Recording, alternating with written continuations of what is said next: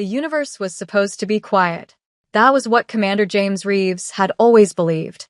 43 years old, broad-shouldered, with silver threading through his dark hair like cracks in old stone, James had spent 20 years of his life staring at the black nothing of space from the bridge of various ships. He had seen asteroid belts the size of solar systems. He had watched binary stars dance around each other in slow, burning spirals. He had floated in zero gravity and looked at the Milky Way stretched across the void like spilled milk on a dark table, and he had thought, every single time, that the universe was vast, silent, and beautifully, terrifyingly empty. He was wrong. It was a Tuesday when everything changed. Not a dramatic Tuesday. Not a Tuesday that felt different from any other. The coffee in the break room of the United Earth Space Command headquarters in Denver, Colorado, was still terrible. The fluorescent lights in the operations hall still flickered slightly near Bay 7. Lieutenant Maria Chin still had her lucky red coffee mug that she refused to wash properly, and Sergeant Dale Hoffman still complained about it every morning like it was a personal offense against him. It was a completely ordinary Tuesday. Until the signal came. It arrived at 6:42 a.m. Mountain Standard Time, punching through 17 layers of deep space monitoring arrays, bypassing the standard radio frequency channels entirely, and instead embedding itself directly into the quantum communication relay system that the United Earth Space Command, UESC, had only finished building 8 months ago. The quantum relay was new technology. Beautiful technology. It could transmit data across 13 light-years in under 4 seconds by exploiting folded space-time pathways that human scientists still did not fully understand. The engineers called it the fold. The soldiers called it the ghost line. The politicians called it Earth's greatest technological achievement. Nobody expected anything to call them back on it. The signal was not in any known human language. It was not in any known alien language either, because, officially, there were no known alien languages. Officially, humanity had been alone in the universe for the entirety of its existence. The SETI programs, the deep space probes, the centuries of listening and watching and hoping, all of it had returned nothing but silence and static and the occasional, very explainable natural radio burst from dying stars. But this signal was none of those things. It was structured, mathematically precise, layered with repeating sequences that followed a pattern far too complex to be natural.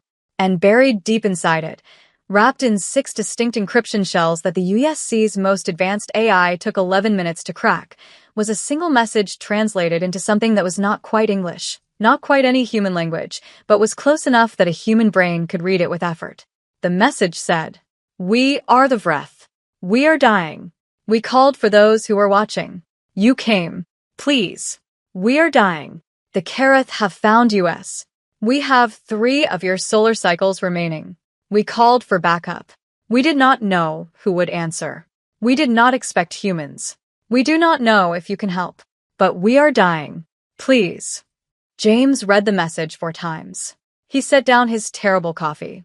He stared at the words on the screen for a long, silent moment, his jaw tight, his eyes steady, the way they always got when something serious was happening, and he was processing it the way soldiers process things, not with panic, but with the slow, grinding machinery of trained calm. Then he picked up the direct line to Admiral Sandra Voss. "Admiral," he said, when she answered on the second ring. "We have contact. First contact.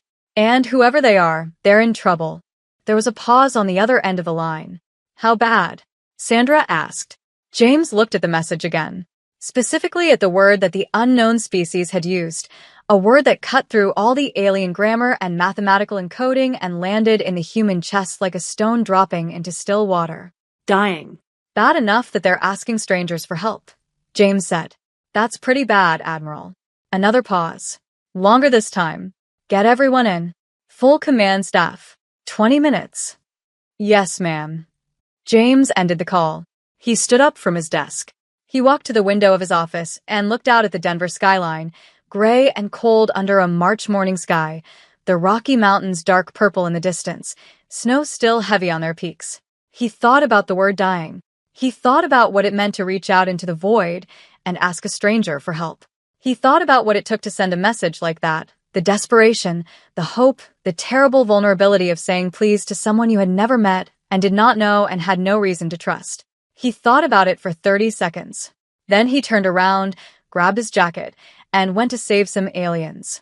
The briefing room was packed within 15 minutes. Word had moved through the USC headquarters with the speed of something electric, something that crackled through every corridor and every headset and every coffee-interrupted morning conversation. People arrived at the briefing room with their hair not fully combed and their badges clipped crooked and their eyes wide with the particular brightness of people who understood that they were standing at the edge of something historic. Admiral Sandra Voss stood at the head of the room.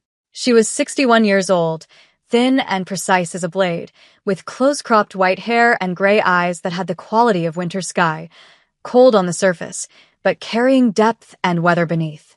She had served in 3 military conflicts, overseen 2 planetary defense exercises, and had the kind of authority that did not need to raise its voice. When she spoke, people listened, not because of her rank, because of something that lived in her voice, a certainty, a weight, a sense that she had already considered every option and chosen the right one, and that arguing with her was about as useful as arguing with gravity. "All right," she said, and the room went quiet instantly. "Here is what we know." She pulled up the signal data on the main display screen. Charts, waveform analysis, frequency mapping, the layered encryption shells stripped back one by one. And at the center of it all, the message. "We are the Vreth. We are dying." The signal originated from a point approximately 9.4 light-years from Earth, Sandra said, slightly beyond the range of our current fastest ship without using the fold drive. With a fold, we could reach the signal's origin in approximately 18 hours. She paused. The Vreth, if that is indeed what they call themselves, indicate that they have 3 of our solar cycles remaining. That translates to approximately 3 years. 3 years, said Dr. Leah Park, the USC's chief xenolinguistics officer, a sharp woman in her late 30s with close-set intelligent eyes and ink stains on her fingers that never quite washed out. That is enough time to respond. If we move quickly. "What is the Kareth?" asked General Howard Mills, the head of USC Ground Forces, a large, slow-moving man who gave the impression of a mountain, solid, permanent, and capable of enormous violence if the ground shifted the wrong way. "Unknown," said the AI system coordinator, a young man named Thomas Webb, who managed the USC's primary intelligence AI. The Vreth's message contains references to the Kareth as an aggressive species engaged in what appears to be systematic territorial conquest. Beyond that, we have no data. So we are being asked to help an alien species we have never met fight another alien species we have never met, Howard said. "That is a fair summary," Sandra replied. "And we are considering this because—" James spoke up from his seat near the back. "Because they said please." The room turned to look at him. He did not flinch from the attention. "They reached out across 9 light-years and said please," he said. "They didn't demand. They didn't threaten. They said please and they said we're dying and they said they didn't know if we could help. That's not a power play. That's not a trap.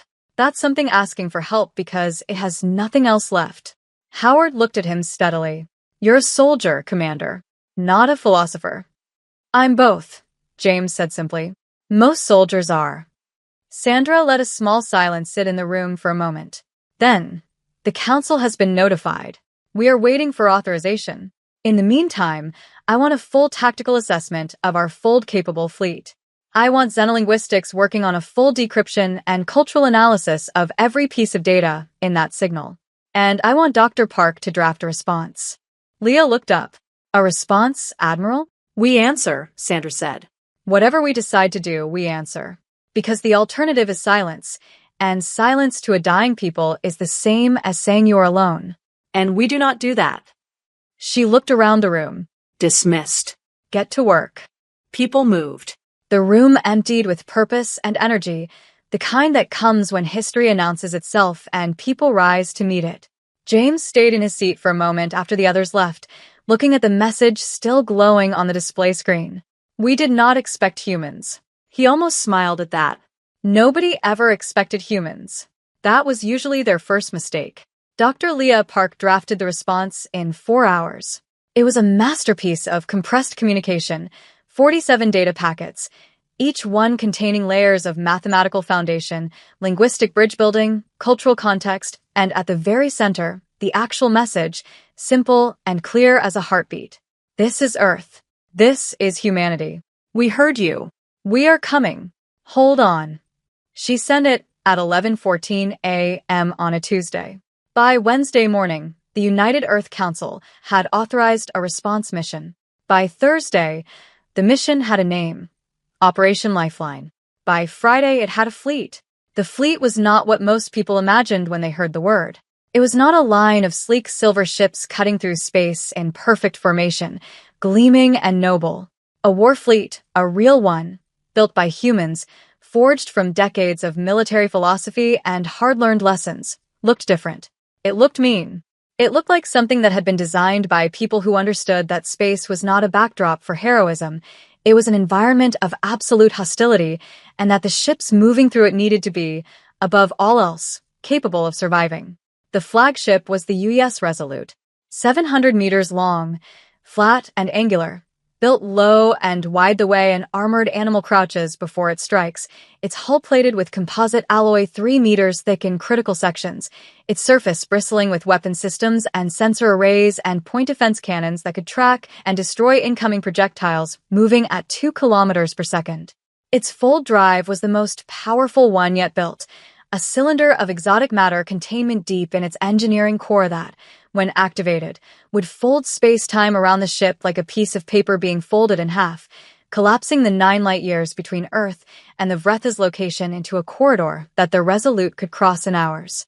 Beside the Resolute were 11 other warships: the U.S. Defiant, the U.S. Iron Ridge, the U.S. Patience, the U.S. Novastorm, the U.S. Cold Front, the U.S. Grey Wolf, the U.S. Meridian, the U.S. Last Stand, the U.S. Constant, the U.S. Burning Shore, and the U.S. Eleanor, named for Admiral Voss's daughter, who had died in a shuttle accident 6 years ago. Sandra had named the ship herself. She said it was so that Eleanor would always be in the sky. 12 ships. 4,300 soldiers, engineers, doctors, scientists, diplomats, and support personnel. Enough firepower to crack a moon. Enough medical and logistical capacity to support a struggling civilization. And at the center of it all, in the command chair of the Resolute, Commander James Reeves, with his silver-streaked hair and his quiet eyes and his coffee. Better coffee now. Someone on the crew had figured out the machine, looking out at the star field and thinking about a message that said, "Please." "Full drive is ready, Commander," said Lieutenant Maria Chun from the navigation station. She still had her red mug. Nobody had stopped her. "All ships report ready," said Sergeant Dale Hoffman from Tactical. He had stopped complaining about the mug, at least while they were en route to first contact. James looked at the star field. Somewhere out there, 9.4 light-years away, something was dying and hoping and waiting. "Engage the fold," he said. Space folded. The fleet disappeared. The Vreth home system was called a Rev. At least, that was the closest human phonetics could get to the sound the Vreth used for it, a soft double syllable that carried a kind of resonance in the lower registers that human vocal cords struggled to reproduce. It orbited a star slightly smaller and cooler than Earth's sun, amber gold in color, that the USC astronomers had previously catalogued simply as Catalog Star KV 7741. Now, as the human fleet emerged from the fold 18 hours after departure and the star filled the forward view screens with warm golden light, someone on the bridge quietly said, "It's beautiful," and nobody disagreed. The beauty lasted approximately 4 seconds. Then the tactical system screamed, "Contact." Dale's voice cut through the bridge with the clipped, precise urgency of a trained soldier delivering critical information. "Multiple contacts. Bearing 270, elevation -15, count is," he stopped. "Count, Hoffman," James said, his voice steady. "Sir." "Count is 412 individual signatures." Silence on the bridge. 412. James had brought 12 ships. He kept his face still. A commander's face is a message to his crew, and the message James Reeves chose to send in that moment was, "This is manageable." Even if part of him, the honest, human part buried under the training and the rank and the years, registered something cold and clear that was not quite fear but was adjacent to it. "Formation?" he asked. "They appear to be in a siege pattern, sir," Dale said, his hands moving over the tactical display. "Distributed across 4 orbital planes around the 3rd planet. They are firing, sir. Sustained bombardment of the planet's surface. James turned to look at the main display screen. It had adjusted to show the third planet of the Arev system. It was a world of deep blues and greens and browns, the continents small and scattered across vast shallow seas, the atmosphere thick and orange-tinged at the edges where it caught the amber starlight. It would have been a peaceful image, almost pastoral in a cosmic sort of way, except for the fires. From orbit, the impacts of the Kareth bombardment were visible as brief, terrible flares on the planet's surface. Clusters of light that bloomed and faded like match heads being struck and dying, again and again and again, too fast and too many to count. The planet was being systematically destroyed. Not quickly enough to kill everything at once. That would have been merciful in a brutal way, but slowly enough to be agonizing. The Kareth were not trying to annihilate the Vreth. They were trying to grind them down, to take everything the Vreth had built, piece by piece, and turn it to ash and smoke and memory. "Those are civilians down there," said Dr. Leah Park quietly. She had a station on the bridge for this mission. Xenolinguistics and first contact were too important to keep in a back room. She was looking at the planet with an expression that James recognized, the expression of someone whose intellectual understanding of a situation was being overtaken by the emotional reality of it. "Yes," James said. "We have to." "I know." He turned back to the tactical display. 412 ships. He had 12. But numbers in space combat were not the whole story, and James Reeves had not spent 20 years studying military history and tactics without learning that lesson in his bones. "Communications," he said. "Open a channel. All frequencies. I want the Vreth to know we are here. I want the Kareth to know we are here. Broadcast on every band we have." "Sir?" The communications officer, Ensign Priya Okafor, 24 years old. This was her first deep space posting. She had a small photo of her family taped to the side of her console, looked at him with slight uncertainty. "They should know we are coming before we arrive," James said. "Give them that much." "Yes, sir." "Channel open." James stood. He straightened his jacket. He looked at the camera above the main display and spoke in a clear, measured voice that carried the weight of all 4,300 humans behind him. "This is Commander James Reeves of the United Earth ship Resolute, commanding the 1st Expeditionary War Fleet of Earth. We received a signal. We are here. To the Vreth, we are with you. To the Kareth, cease bombardment immediately. This is not a request." He sat back down.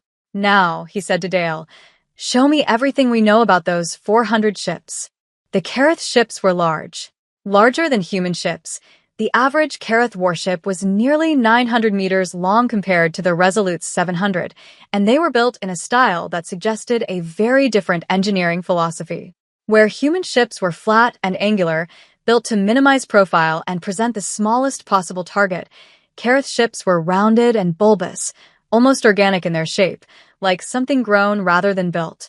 They moved with a heaviness that was not slowness. They were plenty fast, but with the deliberate, unstoppable momentum of something that expected to take hits and not care. "Their shields?" James asked. "Energy-based, sir," said the science officer, Dr. Yuki Tanaka, a quiet, methodical woman who had the gift of delivering alarming information in a calm voice that made it slightly less alarming. "We are reading layered gravitational field distortion around their hulls. Essentially, they are bending space slightly around themselves. Kinetic projectiles would be deflected. Energy weapons unknown. We do not have enough data to assess penetration potential. Our weapons. Rail cannons, unknown effectiveness against gravitational shielding. Plasma torpedoes, possibly more effective, as plasma is energetic enough to partially follow the field curves before impact. The fold missiles." Yuki paused. "Sir, the fold missiles might be quite effective." James turned to look at her. "Explain." "The fold missile uses a microfold drive to deliver its warhead by briefly folding space, bypassing physical distance. If the Kareth shields work by distorting the space around their hulls, a weapon that also manipulates space might be able to operate within that distortion rather than against it." She paused again. "Theoretically." "Theoretically," James repeated. "I am a scientist, Commander. Theoretical is the best I can offer until we test it." "Fair enough." He turned back to the tactical display. "How many fold missiles do we have across the fleet?" 48 total, sir." Fold missiles are expensive. They were not expected to be the primary weapon on this mission. 48 fold missiles against 412 ships. Even assuming every single one hit and every single one destroyed its target, which was a level of optimism that belonged in fairy tales. Not war planning, it was not enough. But James was not finished thinking. He had been quiet for 3 minutes, which his crew recognized as the particular kind of quiet that James Reeves got when he was building something in his head. A plan. A shape. A chess move 7 steps ahead. Dale had already begun quietly alerting the fleet to stand by, not because he had been told to, but because after 2 years of serving under James Reeves he had learned to recognize that quiet and what came after it. The Kareth are in a siege pattern, James said, almost to himself. 412 ships spread across 4 orbital planes. They are not in a combat formation. They are in a work formation, optimized for sustained bombardment, not for fleet engagement. He looked at the display. The spacing between their ships is approximately 40 kilometers, close enough to cover each other if attacked from outside the siege ring, but not close enough for tight formation defense. He pointed at 3 clusters of Kareth ships near the planet's northern pole. These 3 groupings are tighter, denser, 20 ships in each cluster, approximately 15 kilometers apart. Those are command vessels, sir, Dale said, studying the data. Larger power signatures. More heavily shielded. Yes. James nodded slowly. And if I were commanding a fleet of 400 ships in a siege operation, I would have my command structure in tight clusters because it makes communication and coordination easier. He looked at Leah. It also makes them targets. Leah understood immediately. Cut off the head. Cut off the head, James agreed. Fold missiles on the command clusters. Simultaneously. All 3 clusters, all at once, before they can react or coordinate a response. He paused. If we take out the command structure, we turn 400 ships into 400 individual captains making independent decisions. And independent decisions in a crisis create chaos. And in chaos. We have room to move, Dale finished. We have room to move, James confirmed. He stood again. Tactical, coordinate fold missile targeting with all ships. I want simultaneous strike on all 3 command clusters. 48 missiles divided across 60 targets. He paused. Some of them won't make it through. That's acceptable. The goal is disruption, not destruction. We want them confused, not dead yet. Sir, said Priya from communications, her voice slightly strained with something that was not quite fear but was the precursor to it. The Kareth have responded to your broadcast. James turned. On screen. The main display shifted. The Kareth were not what James had expected, though he was not sure what he had expected. They were large.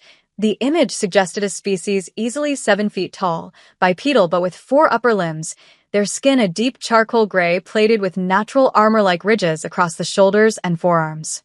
Their faces were broad and flat, with wide-set compound eyes that caught the light in shifting colors, and their mouths were thin horizontal lines that moved when they spoke, producing a sound like grinding stone layered with a subsonic vibration that Priya's translation system struggled with for 2 full seconds before producing text.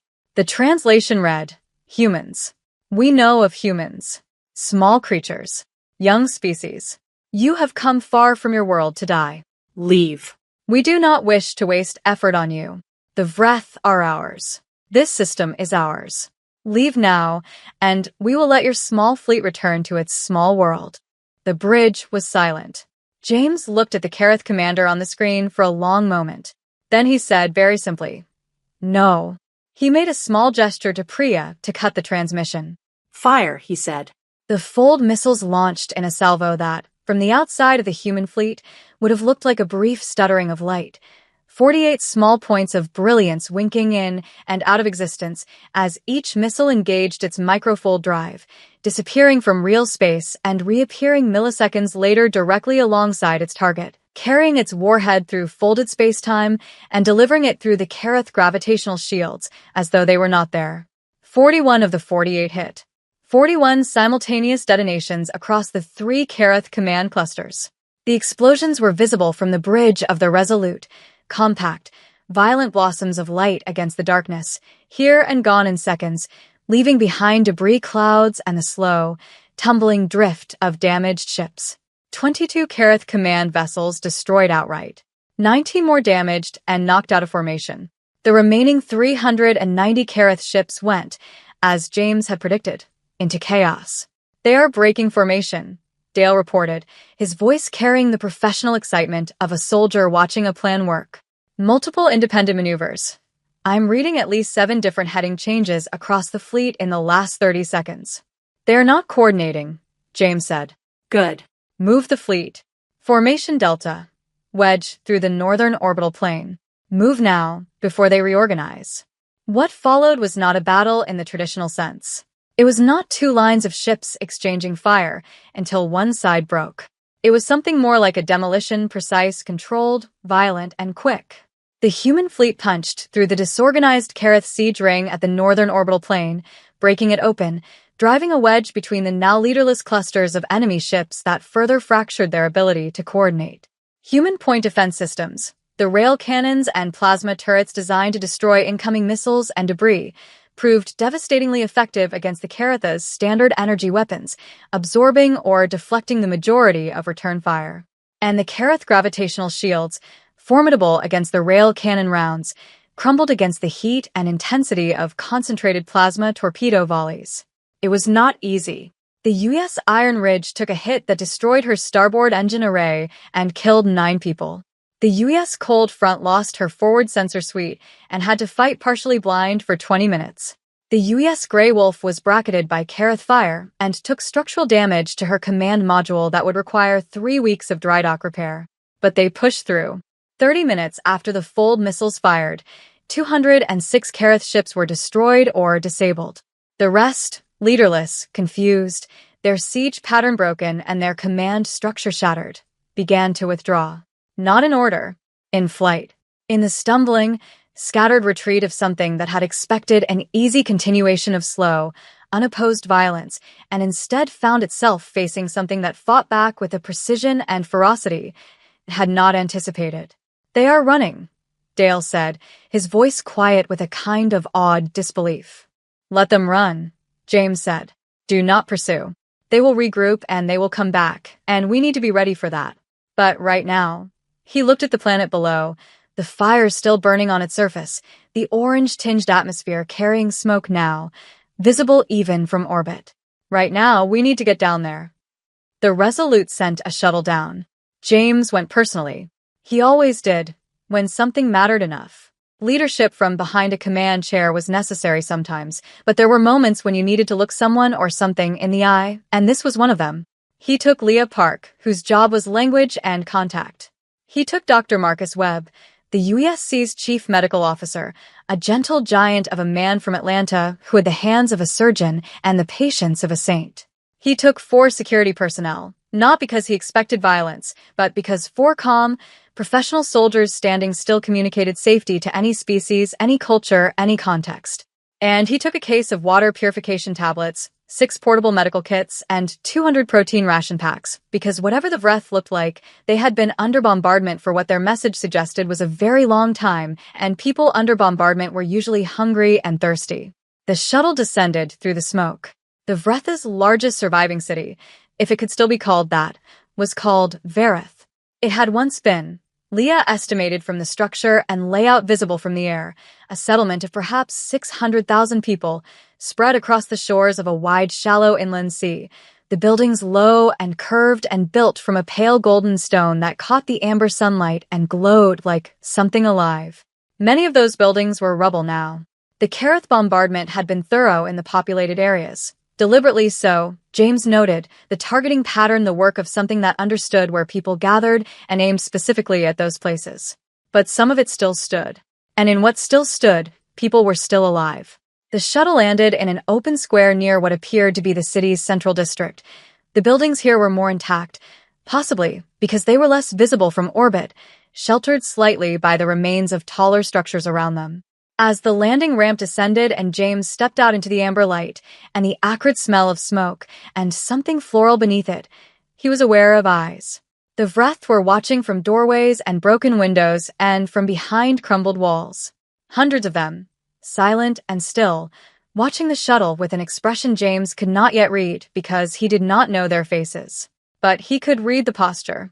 He could read it in any species, he thought. The taut stillness of beings who had been afraid for a long time and did not know yet whether the new thing in front of them was another source of fear or something else.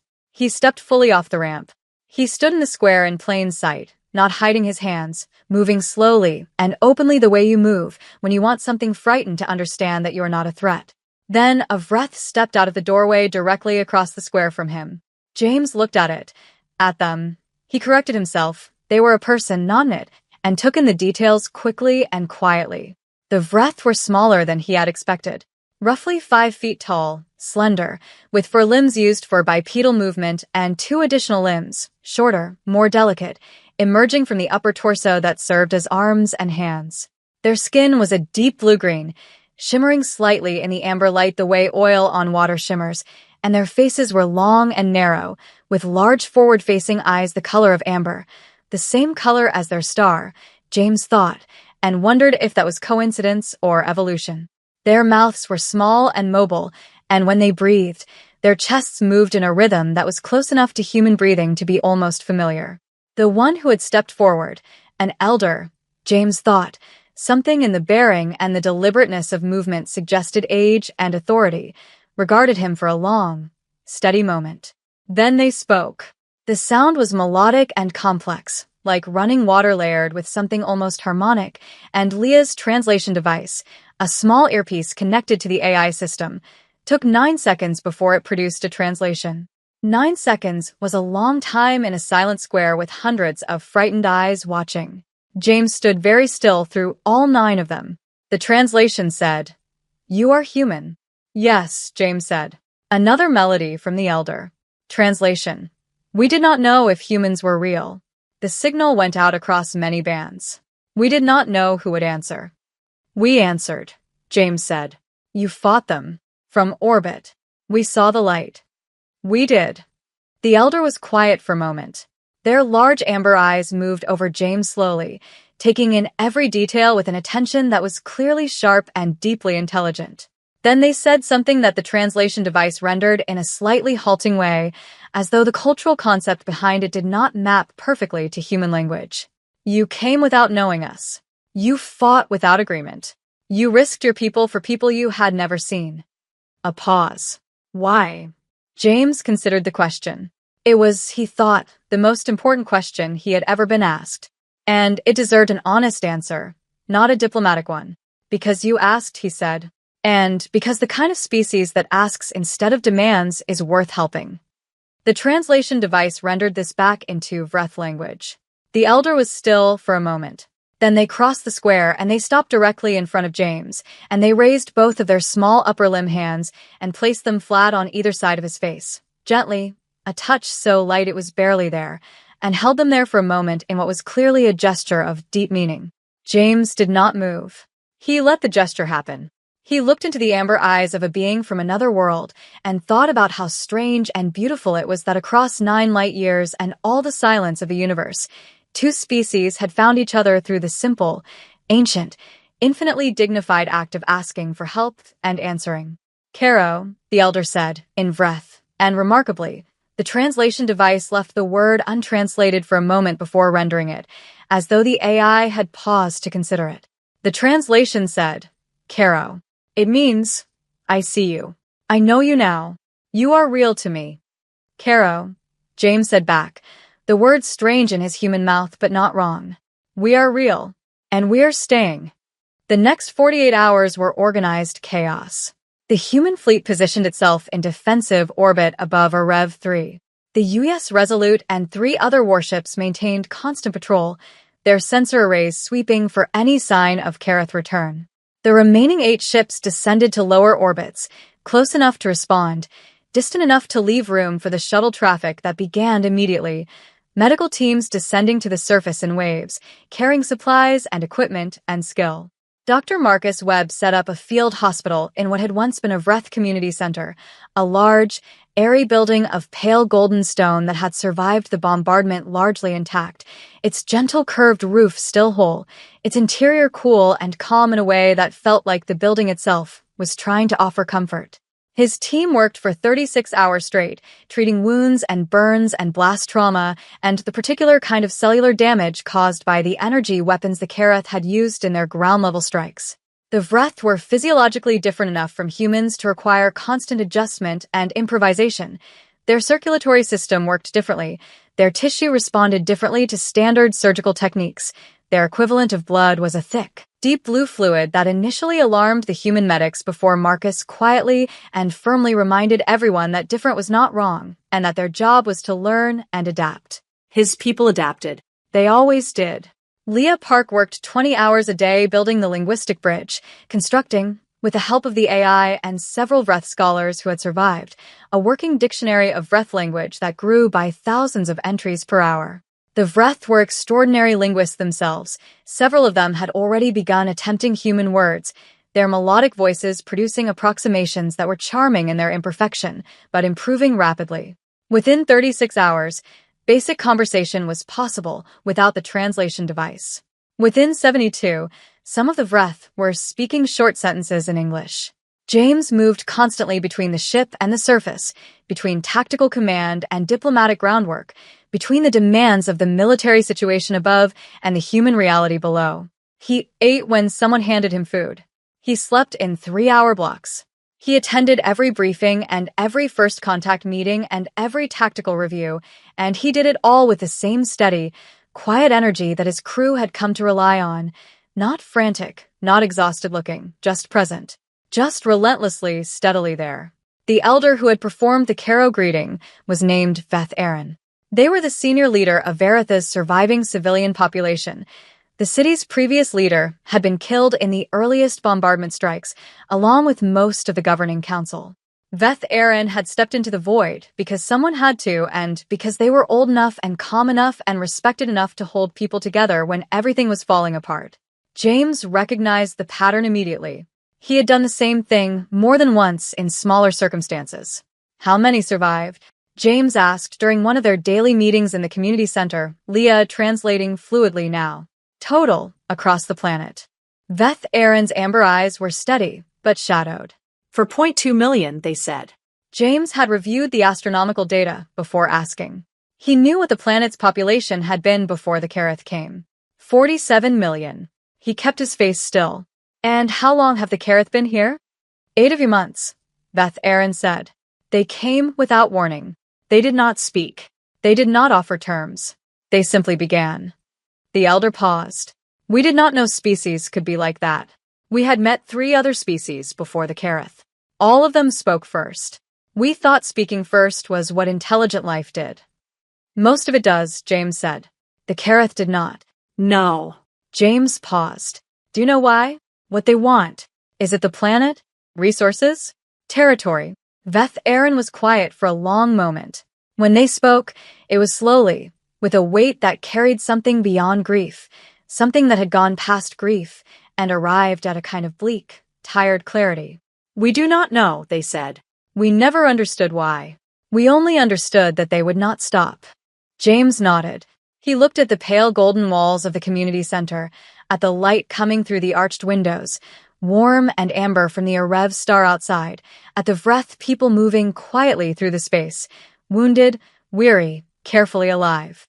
Ub SYMJHY, he said quietly. It was a phrase Leah had taught him, a phrase from Vreth language that she had found in one of the deeper linguistic structures, a phrase that meant something like, from this moment I take responsibility. She had said the Vreth used it the way humans said, I give you my word, not lightly and not lightly broken. Veth Aaron looked at him. Their amber eyes changed in a way that James had learned, in 3 days, to read as emotion, the slight brightening, the shift in focus.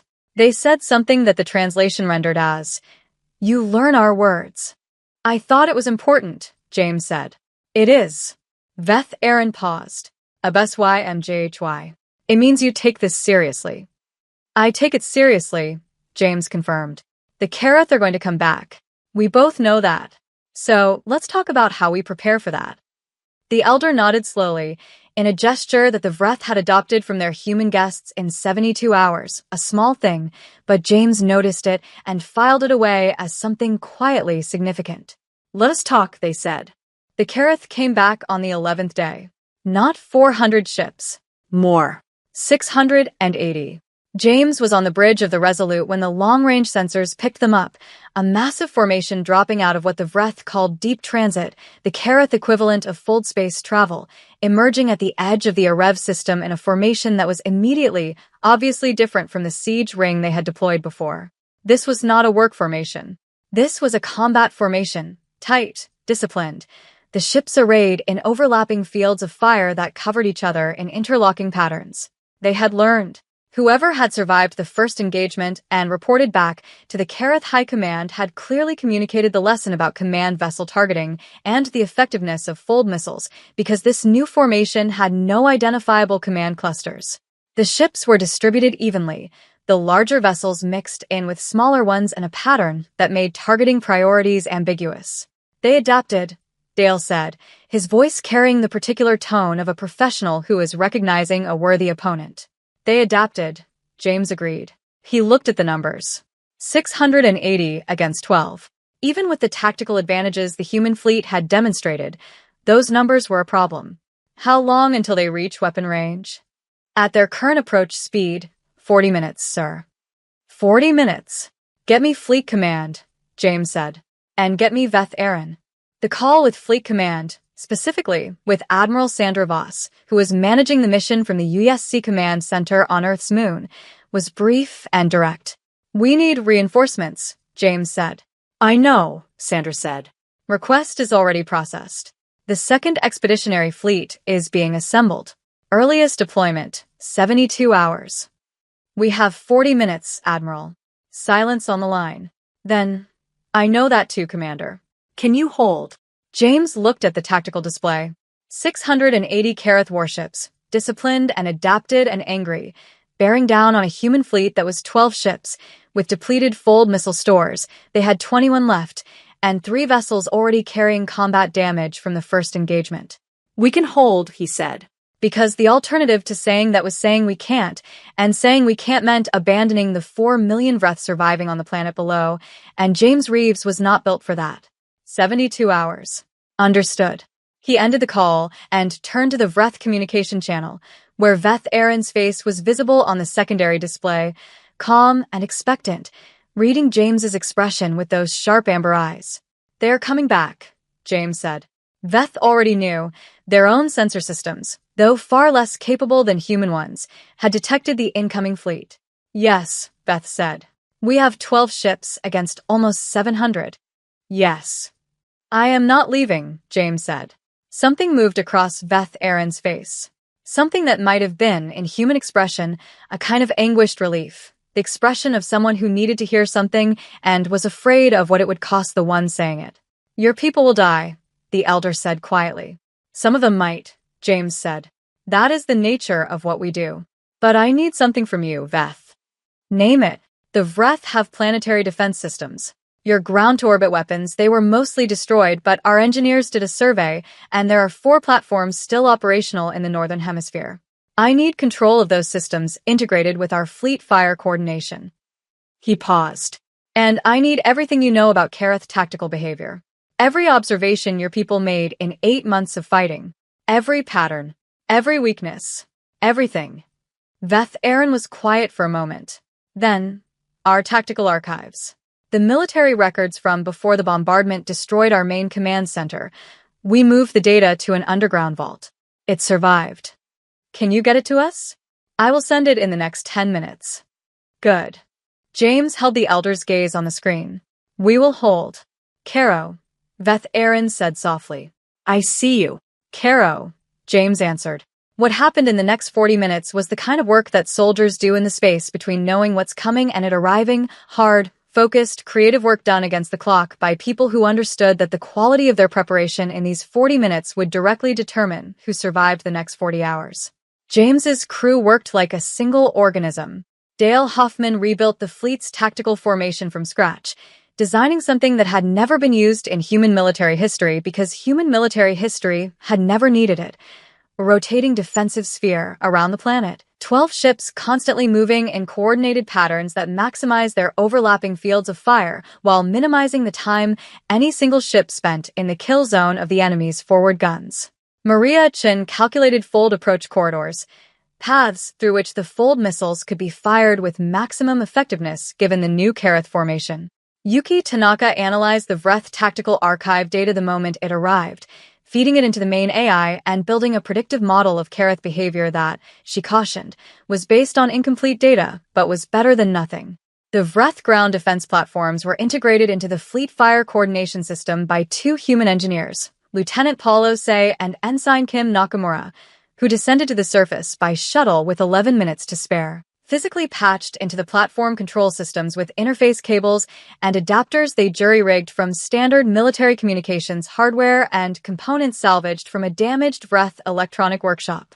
It was not elegant. It worked. When the Kareth fleet reached weapon range, they found a human formation that was moving, coordinated, and ready. The Battle of Arev 3 lasted 9 hours. It was the hardest 9 hours James Reeves had ever lived through. The details of those 9 hours could fill a book. In the fleet engagement logs that would later be studied at military academies across the solar system, in the after-action reports and the tactical analyses and the quiet, careful accounts of survivors, those 9 hours were documented with precision and depth. But the emotional truth of those 9 hours, the thing that no tactical analysis could fully capture, was simpler and rawer. It was terrifying. It was magnificent. And it cost things that could not be replaced. The U.S. Burning Shore was destroyed in the third hour, struck by a concentrated volley from 14 Kareth heavy cruisers that overwhelmed her shields and cracked her hull in 3 places simultaneously. She broke apart quickly enough that it was almost merciful, quickly enough that the crew had minimal warning and no time for the kind of drawn-out agony of a ship dying slowly. Her 312 crew members died in under 4 seconds. James heard the report. He felt something happen in his chest, something that clamped down and went cold and would need to be felt fully later, when there was time, because right now there was not time and falling apart was not something he could afford. He acknowledged the report. He adjusted the formation to cover the gap left by the burning shore. He kept moving. The U.S. Last Stand lost her fold drive in the 5th hour and became unable to contribute to the coordinated fold fire patterns, reducing to conventional weapons only. The U.S. Defiant took a hit that killed her captain, Commander Rosa Alvarez, 37 years old, from Phoenix, Arizona, who had named her ship the Defiant because she said it suited her, and her first officer assumed command and held the ship together through the remaining 4 hours with a combination of training and sheer furious grief. But the Kareth paid for every one of those 9 hours too. The Vreth tactical archive data was invaluable. Yuki's AI analysis had identified a consistent pattern in Kareth combat behavior, a tendency, when their forward attack formations were under pressure, to compress their flanking elements inward rather than widening them, driven by an apparent instinct to concentrate force. It was tactically understandable, but it created predictable moments of vulnerability on the flanks of their formation during compression. James exploited those moments relentlessly, hitting the flanks hard in the seconds when the Kareth were compressing, pushing back, forcing them to adjust, then hitting the flanks again when they compressed again. The Vreth ground defense platforms, under human coordination, proved more effective than James had hoped. Their weapons were different from human weapons, using a directed gravitation pulse technology that interacted unexpectedly well with the Kareth shields, hitting them from below at angles the Kareth had not had to account for in orbit-only combat. By the 9th hour, 244 Kareth ships were destroyed or disabled. The rest were falling back, not fleeing this time, but retreating in a controlled and deliberate way that was more concerning than flight would have been. This was not the retreat of something broken. This was the retreat of something that had decided to pause and recalculate. They're pulling back to the system's edge, Dale reported. Holding pattern? James asked. Looks like it, sir. They are not leaving the system. They are just waiting. James stared at the tactical display. The Kareth fleet, still over 400 ships after the engagement's losses, sitting at the edge of the Arev system, distant enough to be out of engagement range, close enough to return quickly. Waiting. He had 72 hours until the second expeditionary fleet arrived. The Kareth were going to wait and see what reinforcements the humans brought. And then they were going to decide whether to continue or withdraw. James needed them to withdraw. That meant the Second Fleet, when it arrived, needed to be something that made the calculation clear. He pulled up a direct channel to Admiral Voss on Earth's moon. It was 3 a.m. in Denver. Sandra answered in under 10 seconds, because Sandra Voss did not sleep much at the best of times. "Commander," she said. "We held," James said. "I know. We were watching." A pause. "We lost the burning shore." "Yes." Neither of them said anything for a moment. Burning shore. 312 names that would need to be learned and remembered and honored. "The Second Fleet," James said. "Admiral, it needs to be bigger than planned." "How much bigger?" James looked at the 400 Kareth ship sitting at the edge of the Arev system like a question that had not yet decided its answer. "Big enough that the answer is obvious," he said. "I don't want to fight them again, if I don't have to. I want them to look at what we bring and decide that the arithmetic doesn't work in their favor." He paused. "The Kareth are calculating. They think in numbers. So, let's give them numbers they can't argue with." Sandra was quiet for a moment. Then, "The Third and Fourth Fleets are currently in Earth system exercises. I can redirect them." "How many ships total?" "Counting the Second Fleet, 68. 68 ships. Against 400. "Is there anything else?" James asked. A longer pause. Then Sandra said, "The Arkansas." James went very still. The U.S. Ark was not a warship. It was the largest vessel humanity had ever built, 3 kilometers long, a moving city and command center and hospital and logistics hub and manufacturing facility, designed for long-duration deep space operations. It had more weapons than most warships because its designers had understood that anything 3 kilometers long in deep space was a target, and a target that couldn't shoot back was just a corpse. It carried the most advanced weapon systems humanity had developed, including the Mark 7 fold cannon, a weapon that could fold space at a distance, creating a microfold event inside an enemy ship's hull without warning and without the need for a missile to cross the intervening space. The Ark had never been deployed outside the solar system. "That is a significant commitment," James said carefully. "Yes," Sandra said. "That is the point." A pause. "I need council authorization. I am going to go wake people up and get it. You will have an answer in 6 hours." "Thank you, Admiral." "Commander." Her voice changed slightly, softer. Not much. Just enough to notice. "You held. With 12 ships against 700 you held. I want you to understand that." James looked at the tactical display. At the burning shore's last recorded position, now just empty space. At the damage status indicators on 6 of his remaining ships. At the 400 Kareth vessels waiting at the system's edge. "Tell the families of the burning shore," he said quietly. "Before anything else. Tell them." "Already done," Sandra said. 6 hours, Commander." The channel closed. James sat in the quiet of the bridge, the ship humming around him, the amber light of the Arev star painting everything in gold. While the fleet held its position and waited for reinforcements, the work on the planet's surface continued. James went down again. He went down because the surface work was as important as the orbital situation, more important, in some ways because the surface was where the actual people were, and people who were afraid and grieving and uncertain needed to see the human presence not just as ships in the sky, but as faces and hands. He went to the underground vault where the Vreth had moved their military and scientific archives. Veth Aaron led him there personally, through tunnels that had been dug in the early days of the Kareth bombardment as emergency shelter corridors. The tunnels were low, the Vreth were shorter than humans, and James spent 30 minutes slightly hunched, his jacket catching occasionally on the tunnel walls, which made him feel faintly ridiculous given the solemnity of the occasion, and which he suspected Veth Aaron noticed, and was diplomatically not commenting on. The vault was large and surprisingly sophisticated, dry, climate-controlled by a Vreth environmental system that had kept running throughout the bombardment on an independent power supply. The data was stored in a format that the Vreth scholars and Leah's team had spent the past 11 days translating into human-compatible formats. Most of it was in process. But one section had been fully translated and flagged as priority by Leah herself, with a note that said, in Leah's precise, urgent handwriting, "James, you need to see this." He sat down at the reading station in the vault and read. What he read changed everything. The Vreth had not been the Kareth's first target. The archives contained records, gathered painstakingly over decades of deep space observation and contact with other species, of at least 14 other civilizations that had been systematically attacked and destroyed by the Kareth over a period of approximately 300 years.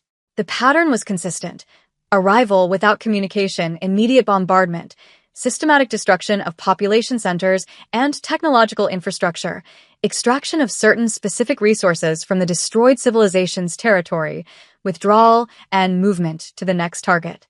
The resource extraction was the key. Leah had flagged it prominently. The Kareth were not conquering territory for settlement.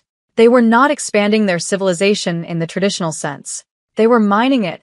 Specifically, they were extracting a substance that the Vreth archives identified by a Vreth name that translated roughly to depth crystal, a specific type of crystalline mineral formation found in the geological layers of certain planet types, including a Rev 3, that appeared to form only under conditions of high gravitational stress over billions of years.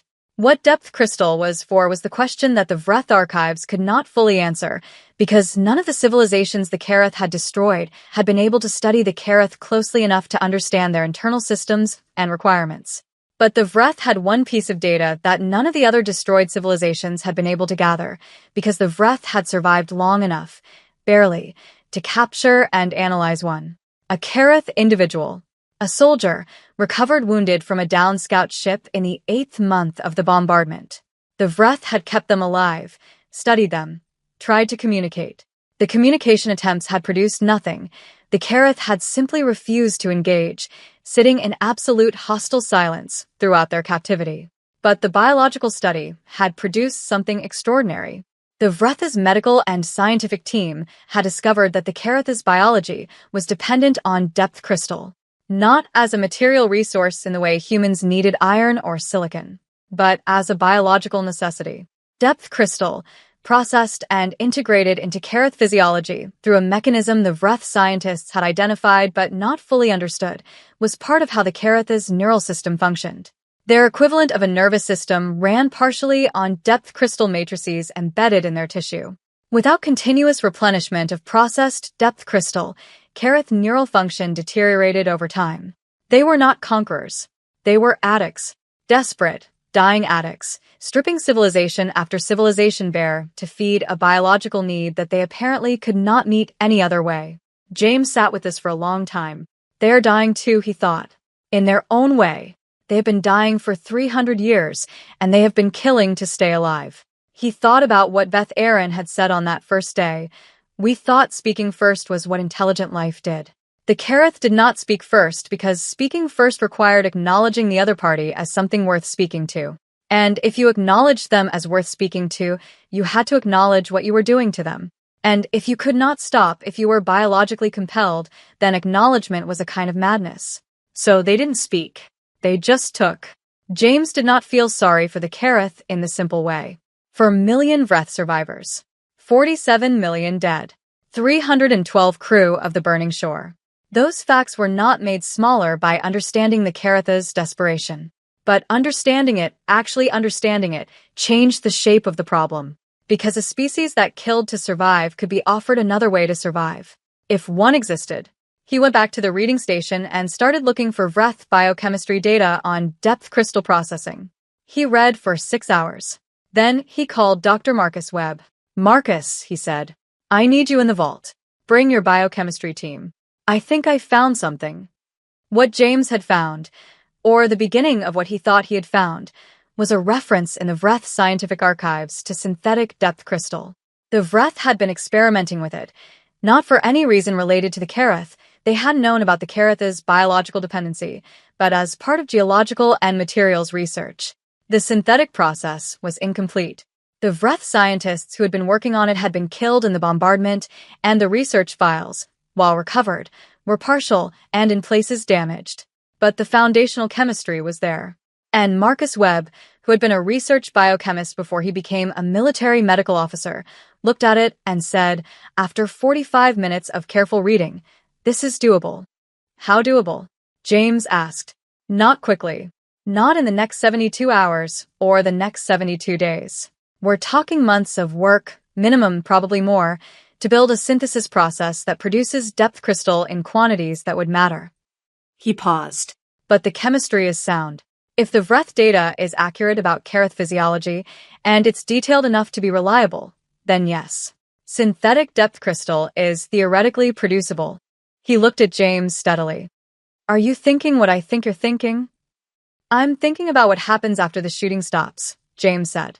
I'm thinking about what kind of ending this needs to have.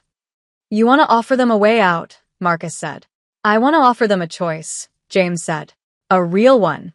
Between continuing this, which eventually with what we're bringing, they lose, and something else. He paused. But first I need to make the first option clearly unavailable. And then I need to make the second option clearly real. Marcus looked at him for a long moment. You're going to need the Vreth to agree to this. I know. That is going to be a very difficult conversation. I know, James said again. He stood up, straightened his jacket, and went to find Veth Aaron. The conversation with Veth Aaron was, as Marcus had predicted, difficult. Not because the elder was unreasonable. Veth Aaron was one of the most reasonable beings James had ever met, regardless of species. But because what James was proposing asked for something that went so far beyond reasonable that it traveled all the way around and arrived somewhere that might have been called wisdom, if one was feeling generous, or might have been called a form of grief-transcending madness, if one was not. He was asking the Vreth, 4 million survivors of a genocide, people who had lost 43 million neighbors and friends and family and their entire civilization's infrastructure in 8 months of deliberate, systematic, wordless destruction, to consider participating in the survival of the species that had done it to them. Not forgiveness.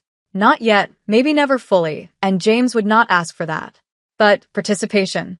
A future in which the Vreth's scientific knowledge contributed to a process that might, eventually, free the Kareth from the biological trap that had driven them to destroy world after world. He laid it out clearly. He did not soften it or dress it up. He said, here is what I know about the Kareth. Here is what I believe is possible. Here is what I am asking you to consider. And I am asking you, not telling you, because this is your world and your people and your grief, and any decision made here belongs to you. Veth Aaron listened without interrupting. When James finished, the elder was quiet for a long time, long enough that James began to wonder if he had misjudged, if this was a step too far, if the grief was simply too deep and the ask too enormous. Then Veth Aaron said, slowly, my daughter died in the 4th month. She was 23 years old. She had just finished her training as a water system engineer.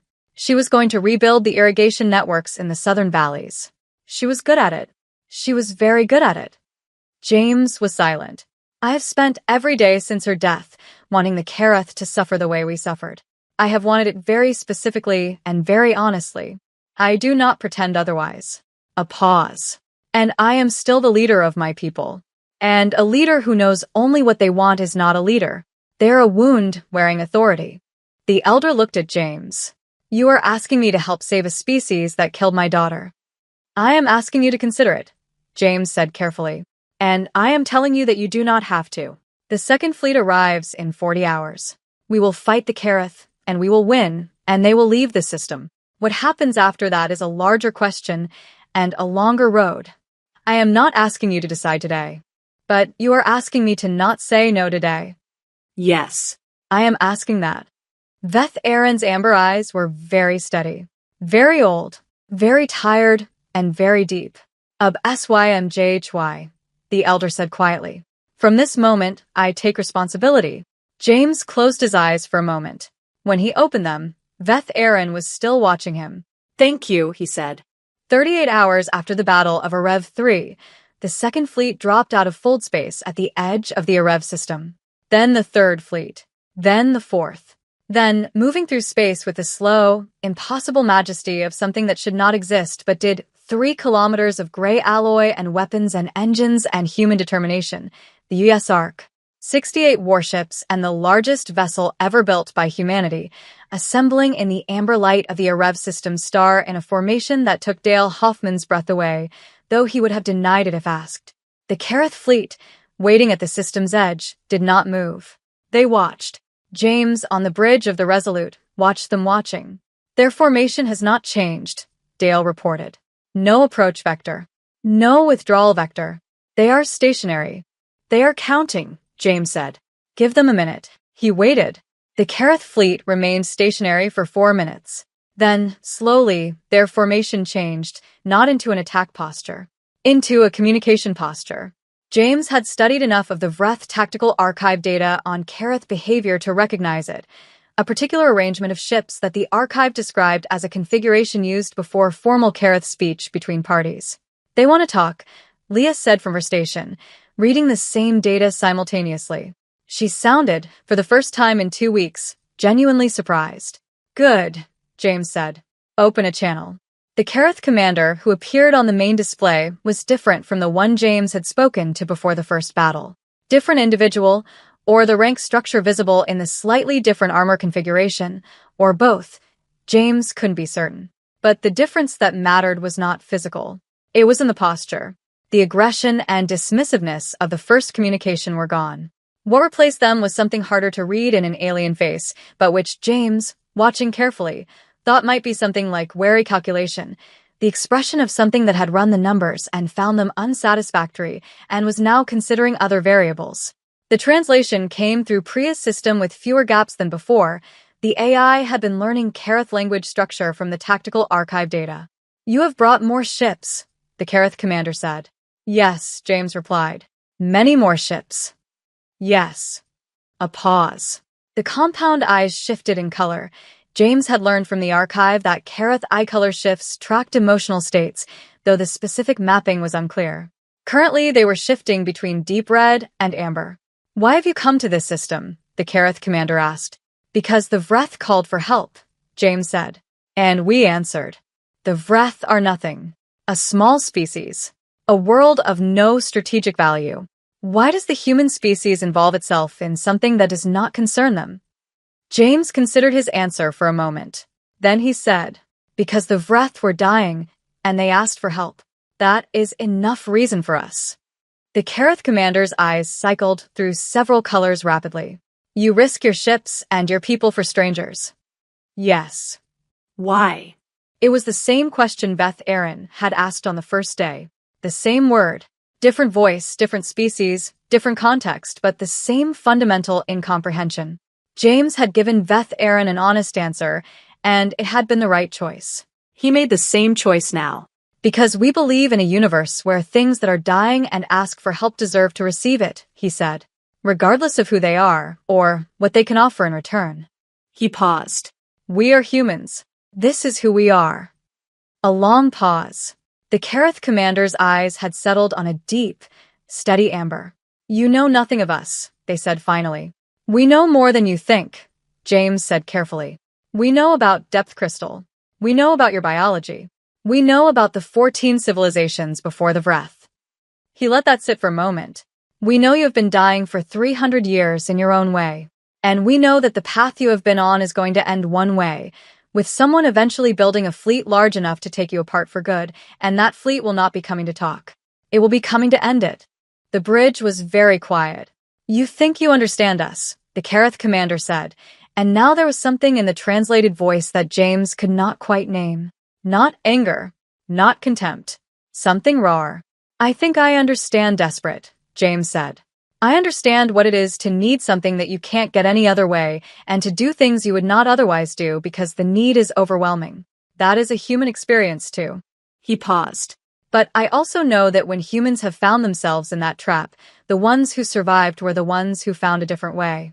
Not the ones who kept destroying things to feed the need." Another long pause. "What different way?" the commander asked. And here it was. The moment that everything had been building toward. James took a breath. "We have Vreth research on synthetic depth crystal. Incomplete, but the foundation is sound. We have human biochemists who have reviewed it and believe it is viable with sufficient work." He let that information land. "We are offering to complete that research, to develop a synthesis process that can produce depth crystal without requiring the destruction of a planet and its people. We are offering a way for your species to survive that does not require anyone else to die." The silence that followed was the longest of the entire exchange. The Kareth commander's eyes moved through colors that James had never seen in the archive data, combinations and patterns that were new, unmapped, outside the recorded behavioral database. James had no idea what that meant. He held very still. Then the commander said, "And what do you want in return?" "The Vreth get to rebuild," James said. "You leave the system and every other system you have attacked and withdraw to your own territory. You stop, and we work on the synthesis. Together if you are willing. Separately if you are not.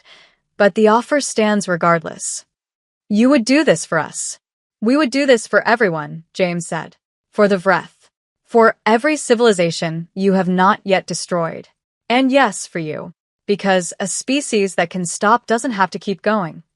The Kareth commander was motionless for a long moment. Then, "I must speak with the High Command. This is beyond my authority." "I understand," James said. "We are not going anywhere. Take the time you need." The channel closed. James sat back in his command chair. He was aware of every person on the bridge, every held breath, every wide eye, every person trying to process what had just happened. Dale Hoffman said, very quietly, "Commander, did you just offer to help the Kareth?" "Yes," James said. Dale was quiet for a moment. Then, the burning shore. "I know," James said. 312 people. "I know, Dale." He kept his voice even, but something underneath it was heavy. The weight of what he was holding, of the burning shore and Veth Aaron's daughter and 43 million dead Vreth and 300 years of destroyed civilizations. All of it stacked up against the impossible arithmetic of what comes next when the shooting stops. "I know every one of their names. I will know them for the rest of my life." He looked at his tactical officer steadily. "And that is exactly why I am trying to make sure no one else has to add more names to a list like that." Dale held his gaze for a moment. Then he nodded once, small and slow, and turned back to his console. The fleet waited. The Kareth High Command took 16 hours to respond.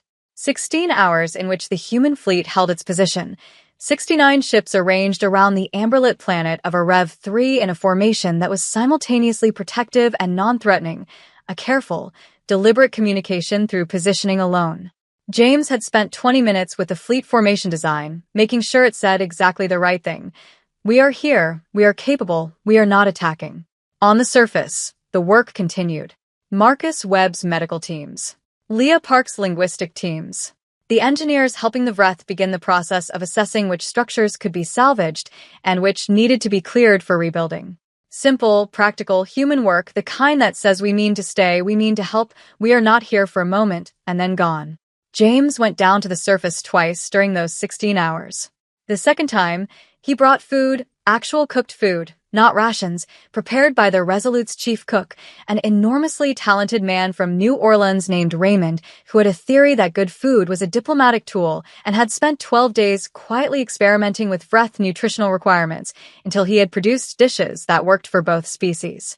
James brought a large container of something Raymond called space gumbo, a mutant hybrid of Louisiana seafood stew and Vreth vegetable staples, and sat in the community center with Veth Aaron and 6 other Vreth elders and ate with them. They did not talk about the Kareth. They talked about the Vreth's history, their literature, their music, the way their cities had been designed to connect people to the shallow seas that gave the planet its life. The elders showed him images from before, pictures stored on personal devices and memory archives that had survived because they were small enough to carry underground.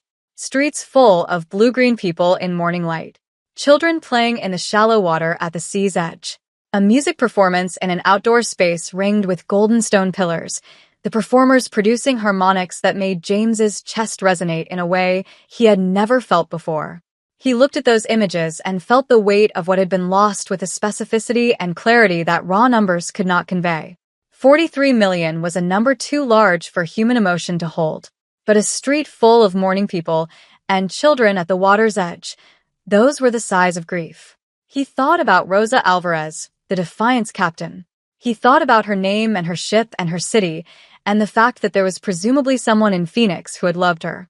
He thought about the 312 names of the burning shore. He added them to the Vreth images in the place in his chest where he kept things that needed to be felt fully later, and he held them there, and he kept eating the space gumbo, which was extraordinary, and he listened to the elders talk about the sea songs that the Vreth sang at sunset. When the Kareth response came, James was back on the bridge. It was not the commander he had spoken to before. The face on the screen was older, or what read as older, in a species James was still learning to read, with deeper ridges on the shoulder armor and eyes that had a quality of absolute stillness that James associated, in any species, with someone who had been in authority for a very long time and had paid the price for it. The translation came, "I am High Command Speaker Karev. I speak for the 5 high voices of the Kareth Directive. I have reviewed your offer." "I'm listening," James said. "You understand the nature of our dependency, the depth crystal necessity." "I do." "You understand that we have killed many worlds to feed it, 14 that we know of, plus the breath." "Yes." "And you offer still." "I offer still." The speaker's eyes were very still, very deep. "My people," they said slowly, "have not been spoken to as equals by another species in 200 years. The species we have encountered since the dependency began, we did not speak to them. We could not afford to. Speaking to something you are about to destroy requires you to see it, and we could not see them." James was very quiet. "You are making us see you," the speaker said, "by standing in front of us with your fleet and your words and your offer and your—" The translation hesitated, then produced, "your stubbornness." Something moved in James's chest that was almost, not quite, but almost, the precursor to a smile. "If we accept your offer," the speaker continued, "we must also accept what we are, what we have done. We must see the 14 worlds and the breath and—" a pause that carried something heavy. "We must see it all." "Yes," James said. "That is part of it. There is no path forward that does not go through the truth of what happened." He paused. "That is one of the hardest things in the universe. I know that, but it is the only way through. And the humans will help with this also? With the seeing?" James thought about this, about what it meant to help a species confront 300 years of atrocity, about whether humanity was qualified for that, about whether humanity, with its own history of genocide and destruction and the very long, very painful road of confronting it, was actually the exactly right species to help with exactly that. "Yes," he said, "we will help with that too." The speaker was silent for a long moment. Then, "The 5 high voices have voted. We accept a ceasefire. We accept the withdrawal from Arev and from 2 other active operations currently in process. We accept the opening of negotiations regarding your offer." A pause. "We do not accept everything. We are not yet able to, but we accept this beginning." James nodded slowly. "A beginning is enough," he said. "Beginnings are all anything needs." The next 6 months were the hardest work James had ever done, and not one moment of it involved a weapon. The formal ceasefire agreement was signed. If signed was the right word for a process that involved Leah Park working with Kareth and Vreth linguistic specialists for 3 weeks to produce a document in 3 languages that everyone agreed accurately captured what was being promised on the 40th day after the fleet's arrival. It was a fragile thing, the ceasefire. It had conditions and exceptions and review clauses and a compliance monitoring system that required human ships to maintain a presence in the Arev system for the foreseeable future. It was held together with diplomatic wire and goodwill, and the knowledge on all sides that the alternative was worse. But it held. James stayed. He had expected a handoff to a diplomatic corps team and return to Earth. The mission structure called for that, and Admiral Voss had mentioned it twice, carefully, without making it in order. But something in him could not leave. Not yet. Not with the work unfinished. Not with Veth Aaron still sitting in the community center every morning, watching the reconstruction begin, carrying the weight of a civilization's survival with the particular grace of someone who had decided that the grief was not the end of the story. He formally requested extended duty assignment to the Arev system. Sandra Voss approved it in 6 minutes, which told James that she had been expecting the request. The Resolute became, for the next 6 months, less a warship than a mobile operations center. Her engineering bays were converted to research labs. Marcus Webb's medical team worked alongside breath biologists on both the depth crystal synthesis project and a broader cross-species medical research program that produced discoveries that neither species had made alone. Leah Park's linguistics team produced, in month 2, the first comprehensive human breath dictionary, 12,000 entries, with cultural annotations, read by more people than any document produced in the mission so far. Raymond the cook produced a recipe book, which became inexplicably one of the most effective diplomatic tools of the entire operation. The Kareth sent a liaison. James had not expected that. It was not part of the ceasefire terms, and the gesture surprised him. The liaison's name, in the closest human phonetic approximation, was Karevson, a junior high-voice representative, young by Kareth standards, which apparently ran to considerable age, who arrived in a single Kareth scout ship, unarmed, and requested permission to observe the depth crystal synthesis research. James granted it. Karevson was quiet, not unfriendly. The hostility of the early Kareth communications was absent, replaced by a watchfulness that reminded James, honestly, of a lot of young soldiers he had known. People who understood that they were in a situation far bigger than themselves and were trying to make sense of it without showing how much they didn't understand yet. He assigned Leah Park as Karevson's primary contact, which Leah handled with a combination of intellectual rigor and personal warmth that had made her extraordinary at her job. Within 3 weeks, Karevson was having actual conversations. By month 2, they were having long ones. James had one-on-one meetings with Karevson every 2 weeks. They were careful conversations, moving slowly, building trust in the small, incremental way that trust builds between parties who have recent damage between them. James learned that Karevson had been chosen partly because they were young enough not to have direct personal involvement in the destruction campaigns, a point that the Kareth High Command apparently considered relevant, which James took as a sign that someone in Kareth leadership was thinking about what it would take to actually change. In month 3, Karevson asked James about the burning shore. They had been talking about something else entirely. James could not later remember what, and the question came in a pause in the conversation, offered with a directness that suggested it had been sitting there for a while. 312, Karevson said. Your people who died in the defense of Arev. Yes, James said. I looked at the names. Your human databases, you list them publicly. We do. Why? James considered. Because they deserve to be known, he said.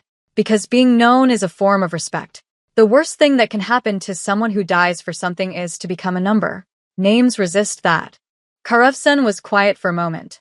The species that the Kareth destroyed, we did not know their names. We did not want to know them. I know. Knowing would have made it, a pause, harder. Yes, James said. It would have. And yet you wanted us to see. Because harder is sometimes necessary, James said.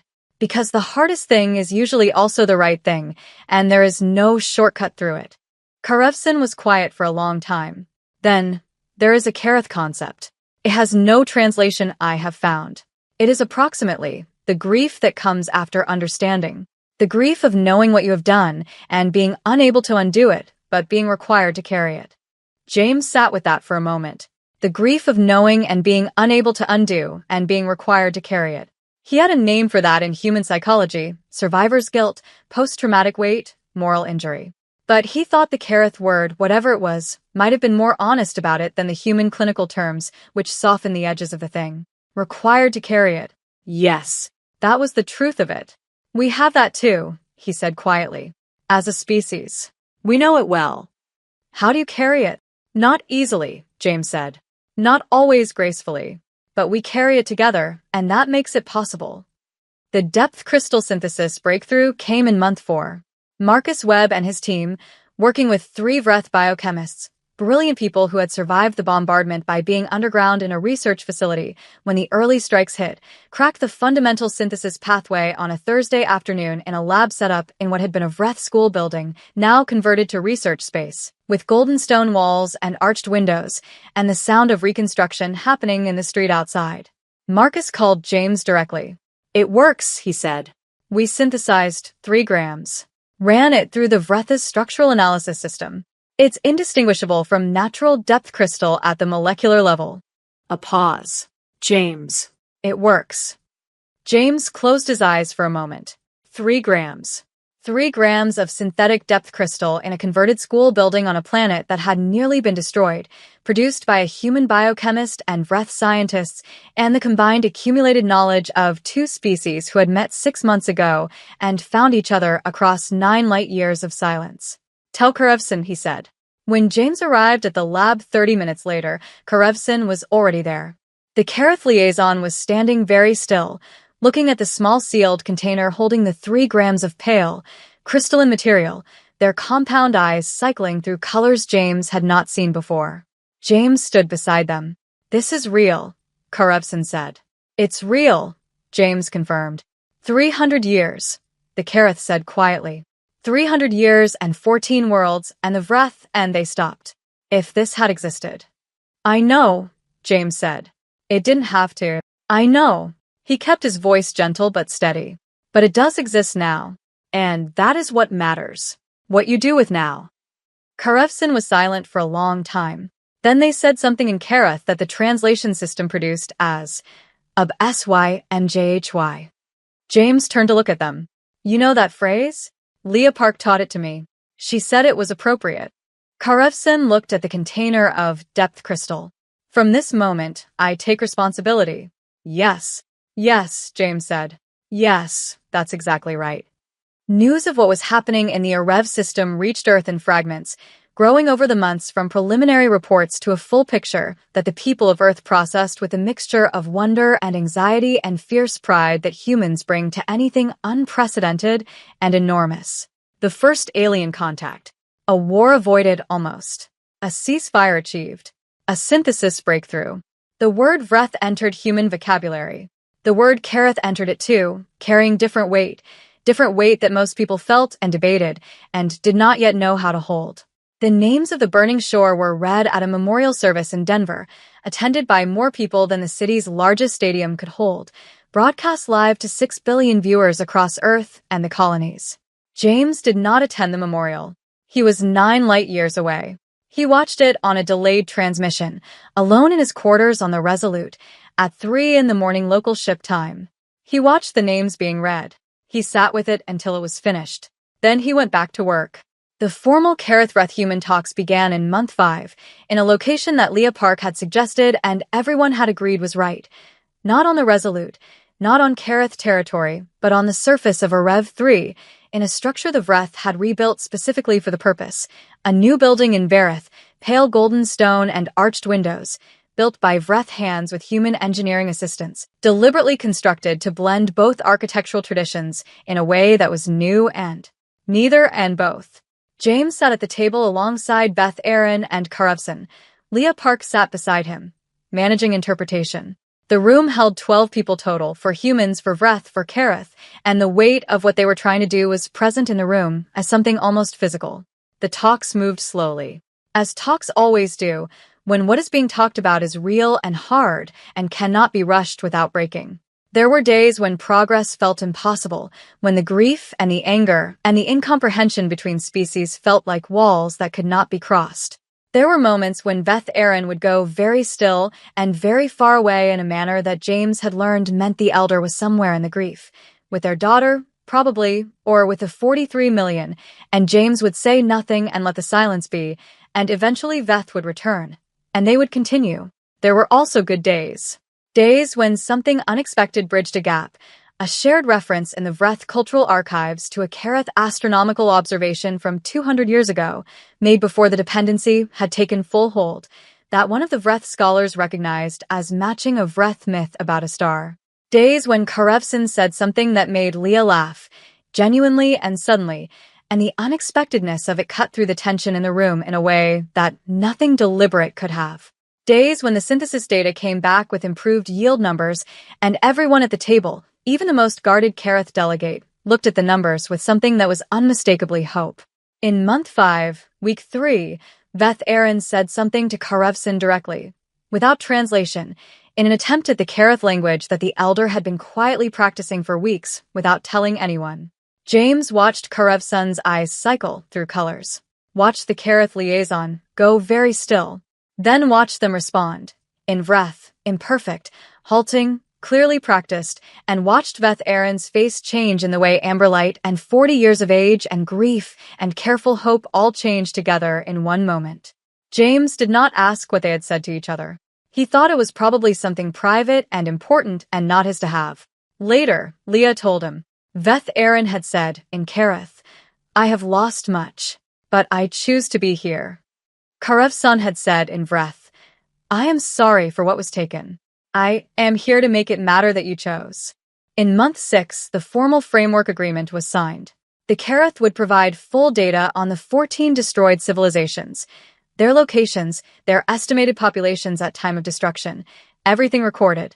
A memorial database would be created, accessible to all three species and any others who wished to join. The Vreth would lead that project if they chose. Veth Aaron had already said yes. The depth crystal synthesis protocol would be transferred to Kareth scientific teams, along with full human and Vreth technical support for scaling production. A joint monitoring body, humans, Vreth, and a representative of the Kareth Directive would oversee the cessation of all active Kareth operations against inhabited worlds. Two other civilizations that the Kareth had been in the process of targeting when the ceasefire was called, species James had not yet met, names he could not yet pronounce, would receive human-mediated contact and, if they wished, protection under the framework. It was not perfect. It was not a simple resolution that tied everything up neatly. It was a living document, full of clauses and conditions and review periods and the acknowledgement that this was a beginning, not an ending, and that beginnings were difficult and uncertain and required constant tending. But it was real. James signed his name to it on behalf of the United Earth Space Command and the human species, with Sandra Voss's authorization and the Council's, and the understanding that what he was signing would need full ratification back on Earth, which was a process that would take months and be contentious and would involve a great deal of debate and anger and eventual acceptance of the kind that humans arrive at through loud, passionate, fundamentally democratic argument. He signed it. He looked at the signatures beside his, Veth Aaron's in Vreth script, elegant and flowing, Karefson's in Kareth notation angular and precise. He thought about what had brought them all to this table. The signal. The terrible, hopeful, vulnerable signal. We are dying. Please. He thought about what his fleet had brought across 9 light years. Not just ships. Not just weapons. But food and medicine and music and Raymond's space gumbo and Marcus Webb's biochemistry and Leah Park's dictionaries and the names of the burning shore read aloud at a memorial in Denver and the belief, stubborn, fundamental, unarguable, that things that were dying and asked for help deserved to receive it. Caro, he thought. I see you. You are real to me. All of you. James left Rev 3 on the first day of month 7. He did not leave alone. He left with the Resolute and 5 other ships, a reduced presence fleet that would maintain the monitoring and support role in the system for the foreseeable future, under the command of Commander Sarah Okafor, Priya's older sister, a capable and steady officer who had served in the Second Fleet and had arrived with the reinforcements. The rest of the fleet returned to Earth. The journey home was 18 hours by full drive. James spent most of it in his quarters, doing something he had been putting off for 6 months because there had not been time, or because he had told himself there had not been time, writing letters. Letters to the families of the burning shore. Not form letters. Not the standard official condolences that the USC sent through its channels, which had been sent months ago, and were not his to write or his to send. These were personal letters, one for each of the 312. He had their files. He had the crew records and the personal information and, where it existed, the personal notes that people leave in a military record over years of service. He had enough to know something real about each of them, something specific, something that was about the person rather than the soldier. He wrote for 17 of the 18 hours. He finished the last letter 20 minutes before they dropped out of the fold at Earth's edge. He did not know if the families would want the letters. He did not know if they would help or hurt or simply arrive and sit there.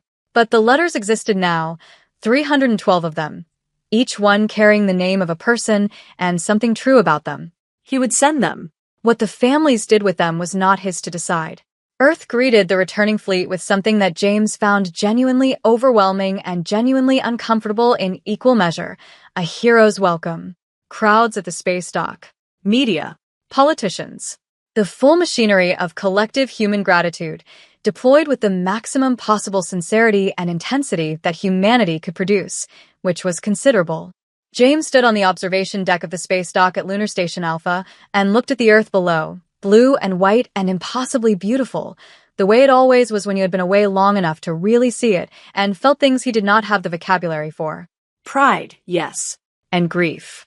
And exhaustion, not the ordinary physical kind, though that was there too, but the deeper exhaustion of someone who has spent a long time holding enormous weight and is now, for the first time, beginning to understand that they can set it down.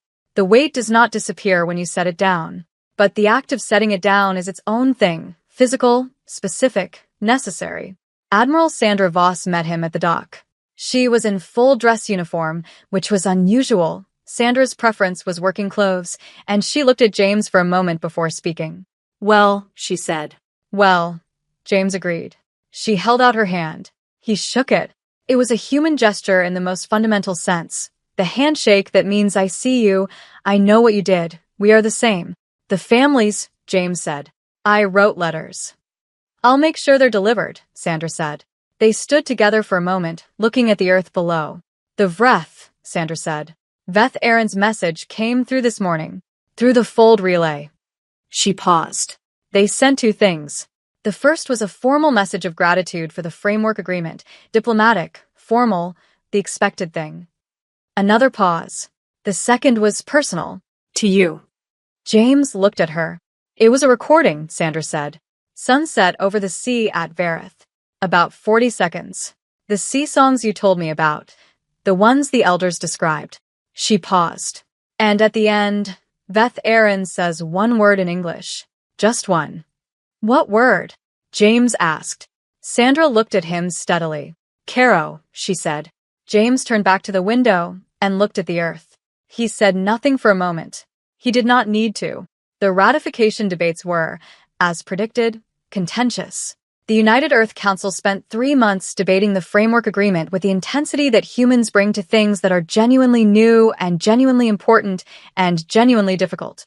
There were those who thought helping the Kareth was a betrayal of the burning shore and the dead Vreth millions. There were those who thought the synthesis technology was too valuable to share and should be leveraged harder for economic and political benefit. There were those who thought the whole thing was moving too fast and needed more safeguards.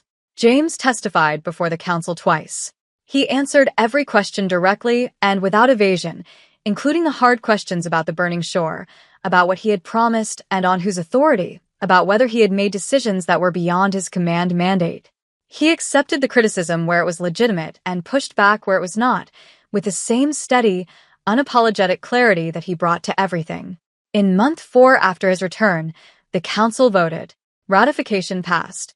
Not unanimously, nothing this significant ever passed unanimously, but with a strong majority and with conditions and oversight structures that James thought were actually not unreasonable and would make the implementation better than his initial framework. He called Leah Park, who was still on a Rev 3, to tell her. Good, she said. Her voice sounded tired and satisfied in the way of someone doing important work and knowing it. How was the testimony? Long, James said. There was one council member from. It doesn't matter. She asked very good questions. Good questions are better than easy ones, Leah said. Yes. He paused.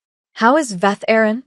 Building things, Leah said, and something in her voice was warm. They started construction of the Memorial Database Center last week. Golden stone, obviously. Arched windows. They consulted Raymond about the kitchen. James almost laughed. Of course they did. How are you? Leah asked. He considered the question honestly. Working on it, he said. But better. Getting there. Good, she said.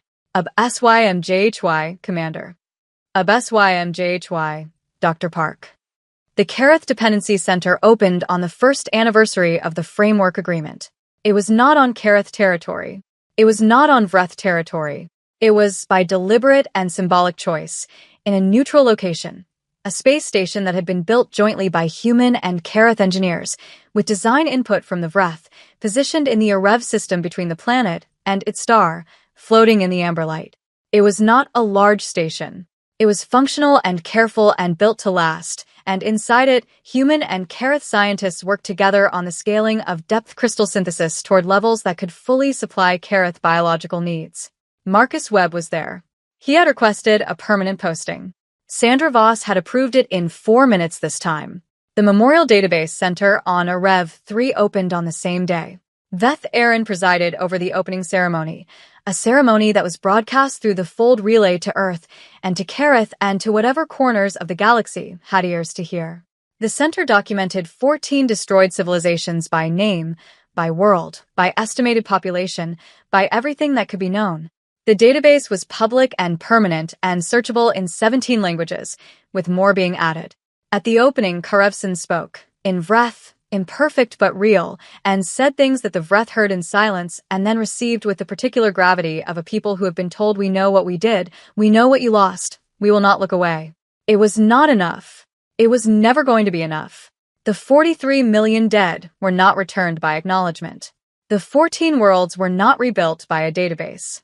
Veth Aaron's daughter was not brought back by a speech in Vreth from the representative of the species that had killed her. But it was real. And real was something. Real was the beginning of the long, imperfect, necessary work of the world that comes after. James Reeves was promoted to Admiral 6 months after ratification. He accepted the promotion with the same quiet steadiness with which he accepted most things. Sandra Voss retired in the same ceremony with the same quiet steadiness after 32 years of service. She gave a speech that James thought was the best speech he had ever heard, short, honest, and containing the sentence, "We did not do the right thing because it was easy. We did it because the universe is better when we try." He told her afterward that it was a good sentence. She said Raymond had helped her with it. He believed her. The Vreth began expanding their communication with other species, the two civilizations that had been Kareth targets and had been brought into the framework, and eventually others beyond them. The Vreth were, it turned out, extraordinary diplomats. A species that had survived near extinction through the act of reaching out to strangers developed a particular and profound understanding of what contact and communication meant, and brought that understanding to every relationship they built. They became, in the years that followed, something like the connective tissue of a nascent interstellar community that nobody had planned, and that grew the way good things grow, organically, messily, with frequent arguments and occasional setbacks, and the persistent, irresistible momentum of species discovering that they are not alone. Leah Park stayed on a Rev 3 for 3 years. When she finally returned to Earth, she brought with her the first complete human Vreth Kareth dictionary, 847,000 entries, 6 volumes, with a foreword by Veth Aaron and an introduction by Karevson, and a dedication that said simply, "For the burning shore and for the dawn after." She was greeted at the dock by her mother, her brother, and her cat, who was deeply unimpressed. She was also greeted by James, who had driven up from Denver specifically, and who told her that the dictionary was the best thing produced by the whole mission. She told him that was not true, and that the space gumbo was clearly better. He laughed. He had not laughed fully, not the real kind, not the kind that surprises you in a while. It felt like something returning,